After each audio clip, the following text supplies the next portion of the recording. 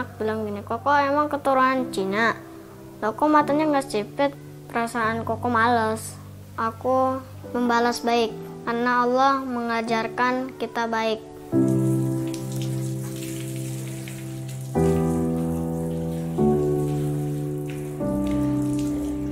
Nanti Koko kalau berteman, Koko jangan milih-milih, jangan membeda-bedakan manusia.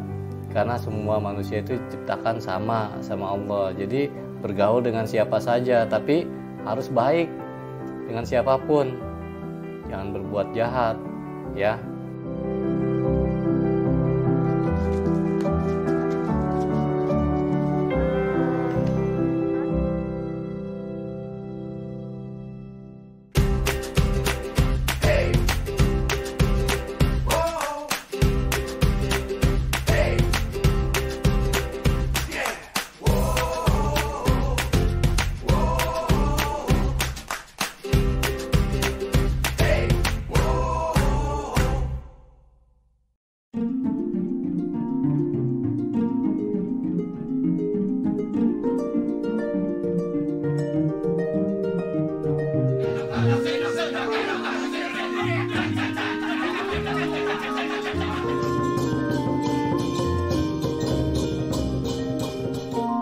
Indonesia negara yang besar dan beragam.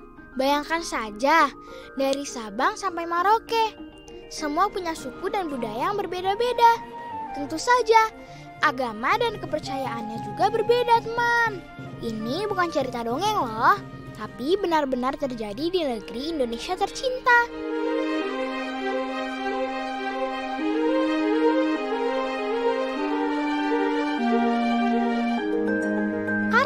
Sudah sejak dulu kita berbeda, jadi rasanya sudah tidak asing punya sahabat yang beragam suku, budaya, dan agamanya ya.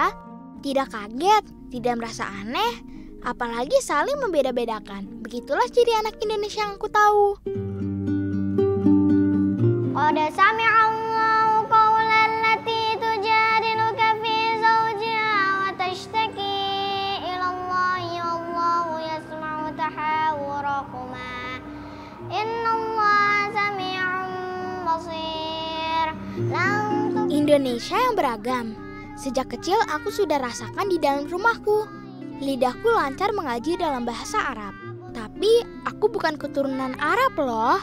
Siapa sangka aku adalah anak yang berasal dari ibu bersuku Jawa dan ayah bersuku Tionghoa. Ada dua suku di dalam diriku. Dua suku yang punya tradisi yang sangat berbeda. Tapi dari perbedaan itulah aku lahir ke dunia dan jadi tahu kalau berbeda itu indah. Bukan malah membuat kita saling bermusuhan.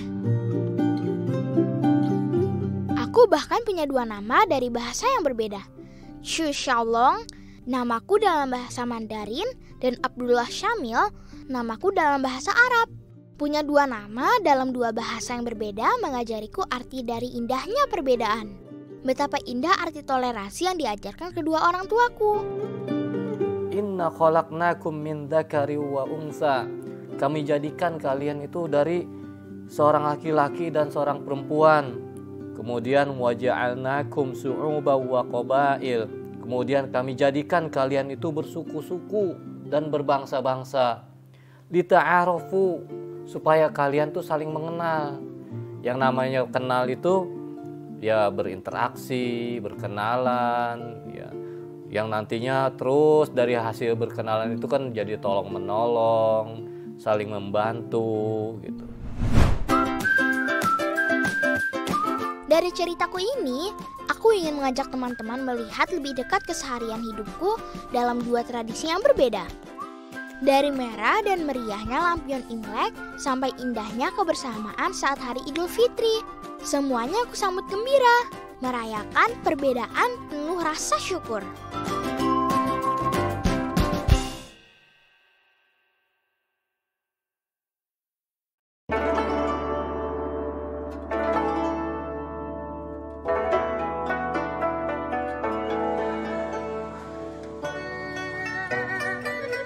Alkisah datang perantau dari negeri tirai bambu Tiongkok, berlayar dengan kapal sederhana ke tanah Nusantara, datang untuk berdagang dan hidup bersama orang-orang Indonesia. Sungai Cisadane di Tangerang, Jawa Barat ini jadi saksi pelayaran bersejarah itu, bahkan jauh sebelum Indonesia merdeka.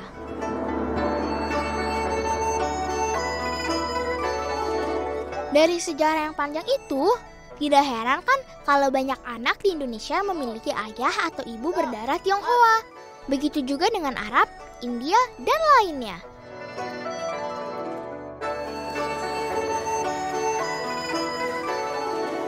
Teman pasti pernah melihat kelenteng atau litang atau rumah ibadah agama Konghucu kan?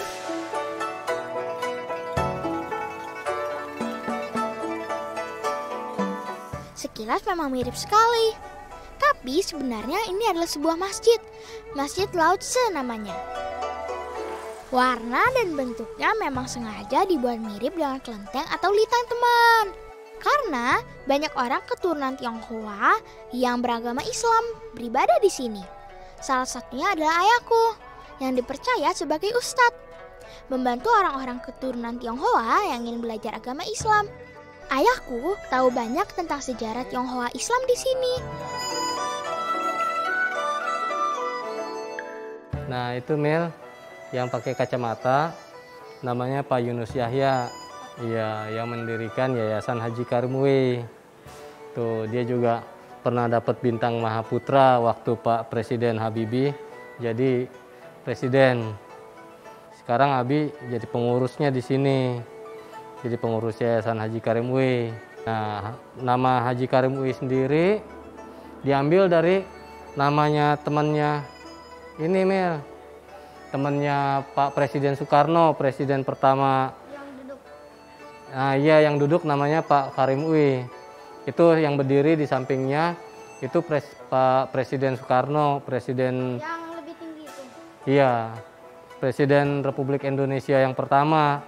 Tapi waktu di foto ini Pak Soekarno belum jadi presiden, masih temen sama Pak Karim Uwe. Nah, kemudian karena pada saat itu Chinese Muslim itu masih jarang, makanya fenomena itu yang sama Pak Yunus Yahya dijadiin nama yayasan supaya orang gampang mengenali, oh ini tempatnya Chinese Muslim nih gitu.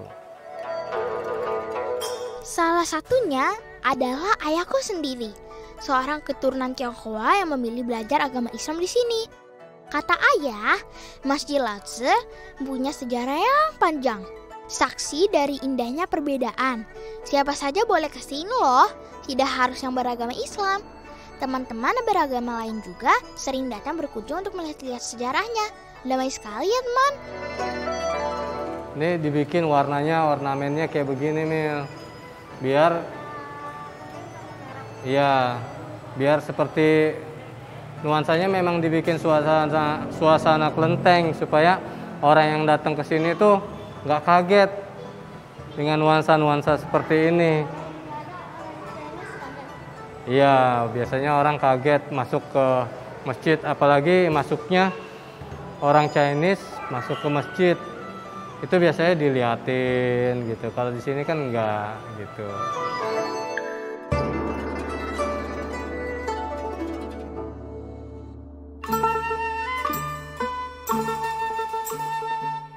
Suasana Imlek yang meriah, penuh warna merah di mana-mana, menjadi hari raya yang kutunggu-tunggu.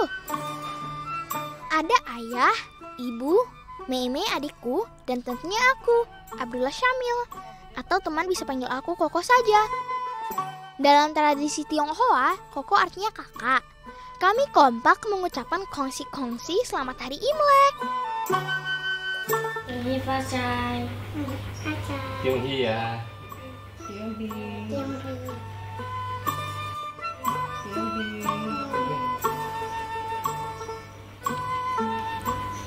Tionghi sama Umi. Tionghi. Ya. Mei. Buat Koko ya. Ya. Koko. Nih buat Mei. Yang pinter ya. Mungkin saja teman tidak biasa ya melihat perayaan Imlek ala keluargaku. Biasanya Imlek dirayakan di kelenteng atau litang. Kalau kami cukup di rumah dan berdoa bersama dengan cara Islam. Dulu Umi itu nggak tahu kok Imlek itu apa. Taunya itu Imlek itu buat ngerayain tahun baru aja buat orang Cina. Terus Umi nggak tahu juga mau dapat Abi, ternyata orang Cina. Nah, setelah kenal Abi, jadi tahu Imlek. Ternyata Imlek itu buat kita silaturahmi, buat ke saudara-saudara untuk lebih dekat. Jadi Koko sama Meme nggak boleh sombong juga, walaupun anak orang Cina ya, tetap Koko harus ke tempat saudara-saudara Koko, sama Meme juga ya. Nggak boleh ngegas. Ya nggak boleh dong, omongannya harus halus. Koko nggak boleh ngegas. Kalau ngegas itu temennya siapa? Setan. Nah nggak boleh, pokoknya harus sabar. Jadi Imlek ini kita tujuannya toleransi sesama, bukan sesama China juga ya, sesama teman juga, kita silaturahmi ke saudara-saudara juga. Nah dari situ baru kita tahu apa arti Imlek sebenarnya.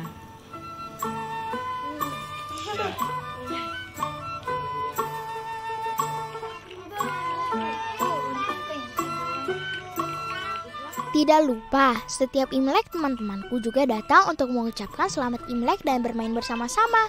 Senang deh bisa berbagi kebahagiaan hari Imlek dengan teman-temanku, meski yang merayakan hanya aku dan keluarga. Berbagi kue dan permen, itu kebiasaan aku dan adikku Meme setiap Imlek, teman. Teman-temanku jadi makin happy deh. Pakai tangan kanan ya. Makasih kok. Ya, makasih kok. Sederhana tapi bahagia sekali. Meski masih di tengah pandemi, aku bersyukur keluargaku masih bisa merayakan Imlek bersama-sama dan mengunjungi teman-teman baik ayah di kawasan Pecinan Glodok, Jakarta Barat. Selalu seperti ini suasana Imlek, meriah dan hangat. Semua rasa kangen hilang deh. Meskipun bukan keluarga kandung, tapi teman-teman ayah sudah kuanggap seperti kakek, nenek, om, dan tante sendiri. Buat teman yang merayakan Imlek juga, pasti akan selalu kangen suasana damai seperti ini tiap tahunnya.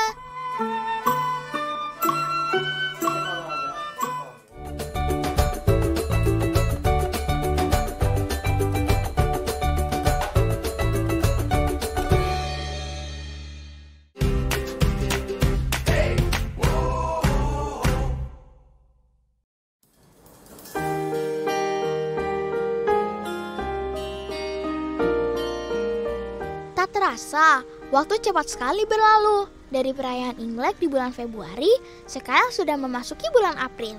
Kalau teman-teman sudah lihat banyak takjil atau jajanan di pinggir jalan seperti ini, ada aneka es buah, gorengan, dan kurma. Sudah pasti ini tandai bulan Ramadan sudah tiba.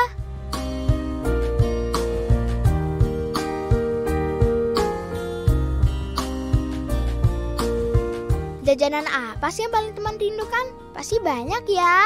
Tapi ingat, puasanya tetap lebih penting loh. Tahan dulu, belum waktunya berbuka nih. Ayo kita ke masalah bareng yuk. Ikut aku yuk. Ayo. Ayo.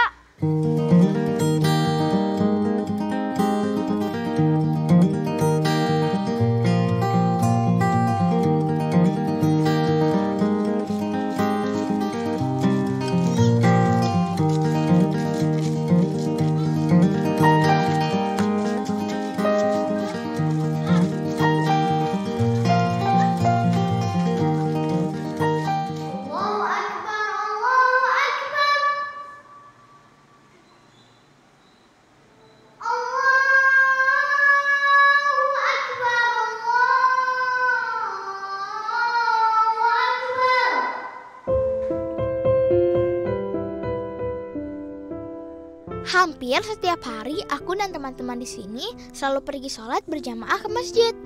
Iya, tengah hari seperti ini, panas dan pasti haus juga lapar. Tapi kalau dilewati bersama teman-teman seperti ini, rasanya tidak terasa tuh.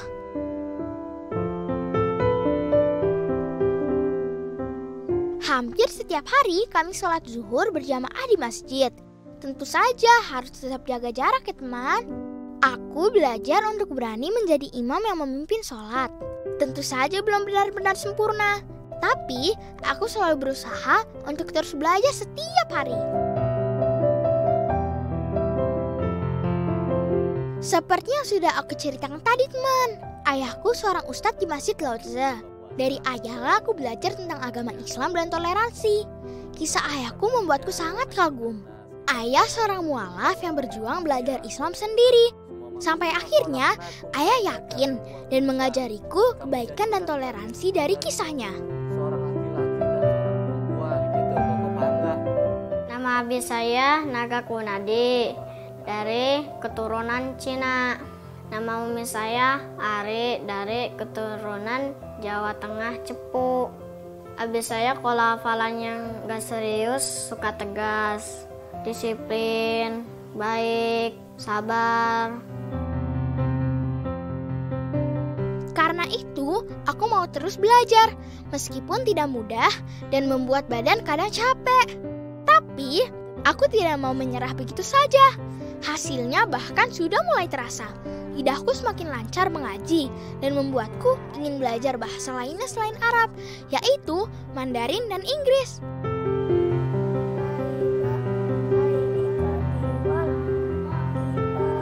Ilmu yang aku punya tidak ingin kusimpan sendiri teman. Setiap sore sambil menunggu waktu berbuka puasa, aku sering membantu teman-temanku mengaji, memberitahu ejaan dan pengucapan yang salah dan mengucapkannya bersama-sama.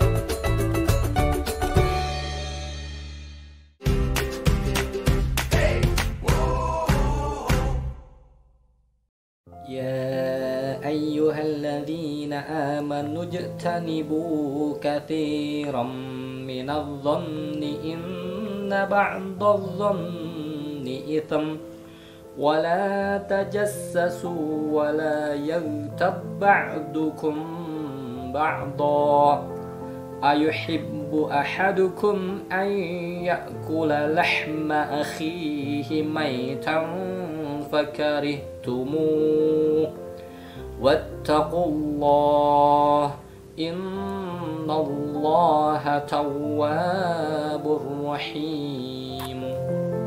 Pas pulang ke Jawa, si anak-anak bilang gini, Koko emang keturunan Cina?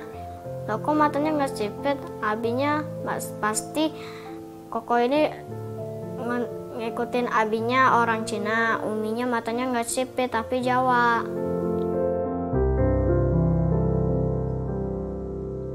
Teman mungkin kaget mendengar ceritaku ini. Dulu, aku memang pernah dijauhi teman-temanku karena aku dianggap berbeda sebagai keturunan Tionghoa. Aku merasa malu dan marah. Tapi, aku tidak mau membalas keburukan dengan keburukan. Karena jadi sama saja buruknya kan teman?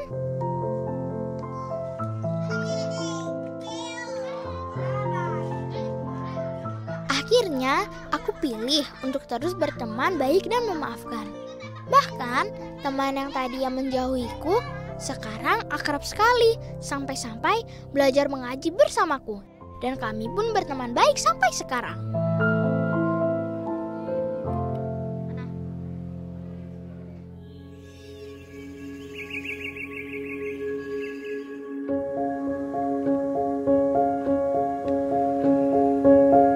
Ayah dan ibu selalu mengingatkanku untuk berdoa dimanapun dan kapanpun. Mengingat kebaikan Tuhan yang telah memberiku tempat paling hangat di tengah ayah dan ibu dan adikku. Aku sangat mengagumi sosok ayah. Semakin dalam mempelajari agama, semakin besar rasa toleransinya.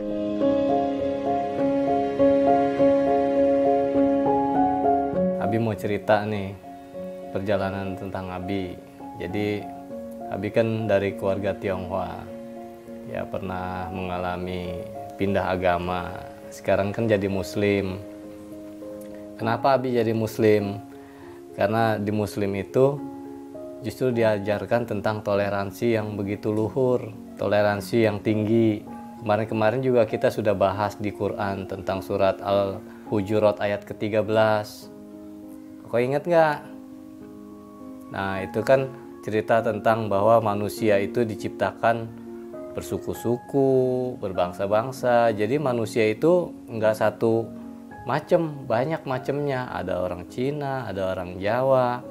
Nah, disitulah dibutuhkan saling mengerti, saling pengertian supaya lahir sebuah sikap toleransi gitu. Kita saling mengerti dengan keadaan kita gitu. Terus ada yang Koko mau tanya nggak? Nama Mandarin Koko apa artinya? Nama Koko namanya Chiu Xiaolong. Itu xiao-nya itu artinya berbakti, long itu artinya naga, karena kamu lahir tahun naga gitu. Kalau Chiu-nya itu nama marga, jadi Abi kasih nama Chiu Xiaolong, artinya itu harapannya kamu itu jadi naga yang nantinya bisa berbakti, bukan hanya untuk keluarga saja tapi juga untuk bangsa dan negara. Koko tadi kan udah paham. Nanti Koko kalau berteman, Koko jangan milih-milih, jangan membeda-bedakan manusia. Karena semua manusia itu diciptakan sama Allah. Jadi bergaul dengan siapa saja, tapi harus baik dengan siapapun. Jangan berbuat jahat, ya. Gitu. Koko udah paham kan? Ya,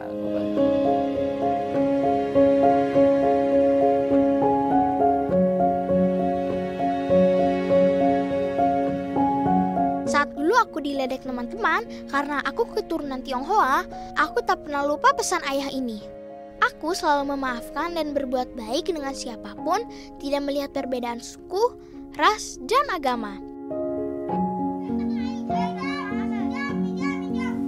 Teman saya berbeda agama-agama, ada Hindu, Buddha, Kristen, Katolik, Islam.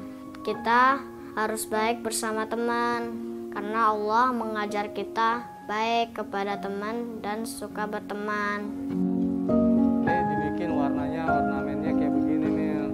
Ayah selalu bilang, kejahatan harus dibalas dengan kebaikan, biarpun sebenarnya kita marah dan kecewa. Tapi nilai toleransi dari perayaan Imlek dan Idul Fitri yang aku pelajari sejak kecil membuat aku, Chiu Xiaolong atau Abdullah Syamil, selalu punya hati yang besar untuk memaafkannya.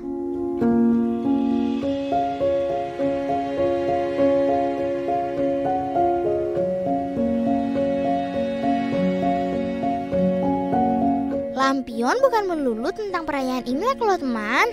Selain menjadi hiasan di hari Imlek, lampion menjadi cahaya bagi kami Tionghoa untuk menemukan jalan yang fitri.